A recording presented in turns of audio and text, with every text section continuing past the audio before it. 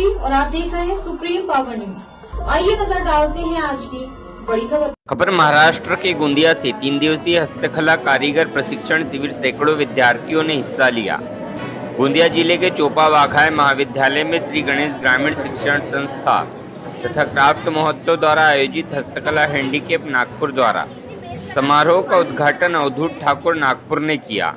अध्यक्षता प्राचार्य प्रकाश धोते ने की। प्रमुख अतिथि विजय बहेकार, केशव चौहान, जगदीश भैसारे, नंदकिशोर साखरे, पूर्वा अग्रवाल, सतीश सहारे, चंदा समृद्धि आदि प्रमुखता से उपस्थित थे। आयोजन में कपड़े पर पेंटिंग, एम्ब्रॉयडरी, बाबू आर्ट, हस्तशिल्प कारीगरों को रोजगार आदि मार्गदर्शन पर अतिथियों ने संबोधन कर पुरस्कार प्रदान किया। महाराष्ट्र गोंदिया से सतीश पारधी की रिपोर्ट। फार कलागुण आहेत हे आपल्या आम्हाला दिसलेलं आहे। तुम्ही फार चांगल्या प्रकारे फुलांची क्राफ्ट आणि पेंटिंगची ट्रेनिंग घेतलेली आहे। चांगल्या प्रकारे मुलांमध्ये स्फूर्त प्रतिसाद मिळालेला आहे। धोटे सरांचे मी अभिनंदन करतो की त्यांनी ही संधी मिळवून दिली, त्याबद्दल त्यांचे फार अभिनंदन। मी विशेष करून मुलांना सांगू इच्छितो की तुमच्यामध्ये जे सुप्त गुण आहेत या 3 दिवसांमध्ये बाहेर दिसलेले आहेत आणि तुमच्या ह्या सुप्त गुणांना वाव मिळालेला आहे। तुम्ही मनापासून सगळे आम्ही पाहतो काम करतात आणि त्यांनी कोणी पेंटिंग केलेली आहे, कोणी फुलं तयार केलेली आहे, कोणी आर्ट तयार केलेले आहे। तर तुमच्यामधल्या ज्या कला आहेत त्या बाहेर आलेल्या आहेत। छोटे सर अंधश्रद्धेमध्ये काम करतात, म्हणजे त्यांच्यामध्ये जी आवड आहे ती लोकांमध्ये दाखवतात आणि मनापासून काम करतात।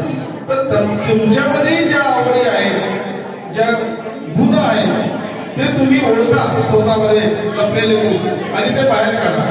मी एक मुलगी तुमच्याबद्दल आलेली आहे जी, तर तुमच्यामध्ये जे गुण आहेत त्या गुणामुळे तुम्ही स्वयंप्रकाशित होतात आणि ते तुम्ही बाहेर आणून जगामध्ये आपलं नाव लौकिक करून स्वयंप्रकाशित व्हा, मी एवढंच बोलतो। आणि मी आपण त्या संख्येत खूप चीज केला आहे। आपल्या जे सुप्त गुण आहे त्या कार्यक्रमाद्वारे त्याची सगळा प्रसिद्धी आली आहे। यापुढेही आपण आपल्या सुप्त गुणांना अधिक भाव द्यावा, अधिक मेहनत आहे हा कॉलेज मार्फत आणि तुमच्या प्रशिक्षकामार्फत मिळणार आहे। तर संपर्क ठेवण्यासाठी तुम्ही आपापले नंबर तुमच्यापैकी नुसतं शिक्षण घेऊन कामं करण्यापेक्षा शिक्षणाच्या व्यतिरिक्त जे जे तुम्हाला आवडतात, ज्याची आवड आहे, जे पसंत काम आहे ते करता यावं।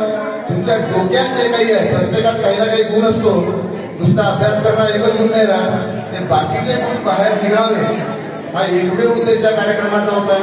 आणि तुम्हाला वाटतं बऱ्याचपैकी अशी सफल झालेला आहे। प्रत्येकाला काही ना काही करता येते। आमच्या कॉलेजमधल्या पोरांनी काय काय केलं ते सगळं तुमच्या समोर दिसते इथं। मानकर शाळेचे विद्यार्थी जे आहेत त्यांनी काय काय केलं ते समोर येते आहे। आणि ग्रामीण भागातली कला आहे, डोक्यात कला आहे, हातात कला